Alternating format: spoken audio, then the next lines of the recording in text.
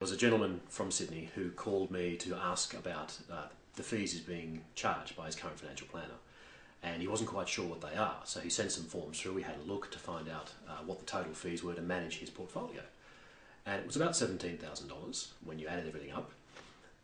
And so he actually went with that information back to his financial planner and asked him, "It sounds like a lot of money, what am I getting?" And the financial planner's defence was, well, look, it's industry standard. In fact, it's below industry standard. We're charging you 0.5% of your assets that we manage. And a lot of financial planners charge more.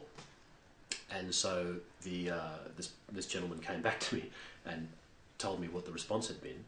But it seems to me it's a bit of a nonsense. I don't understand how the financial planning fraternity can tell you what it costs to roll out their service before they know what they're doing for it.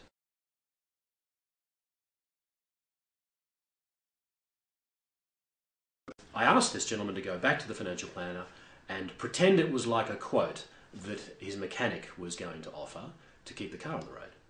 I.e., what are all the things you're going to do for me to keep the car on the road? You know, the maintenance, the services, keep the oil up, all those things.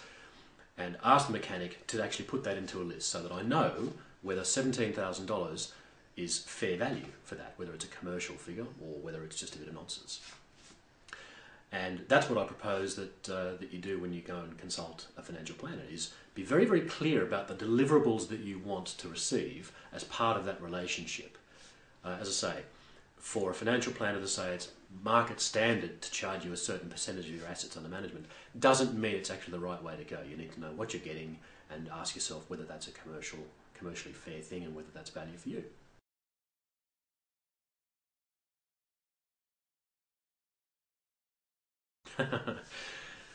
A financial planner who's never questioned the way they work, I expect they would feel uncomfortable about that sort of question.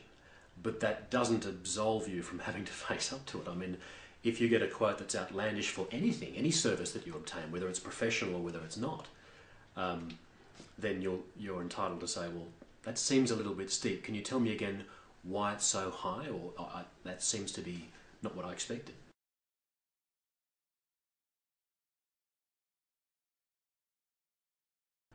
That's a good question. I mean, there's two reasons. One is they're unaware, firstly, that there's any other way to go about it.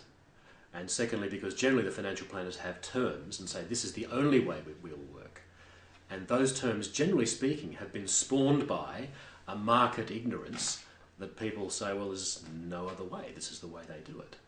But there is a huge difficulty with getting advice from someone who is receiving a fee based on an incentive.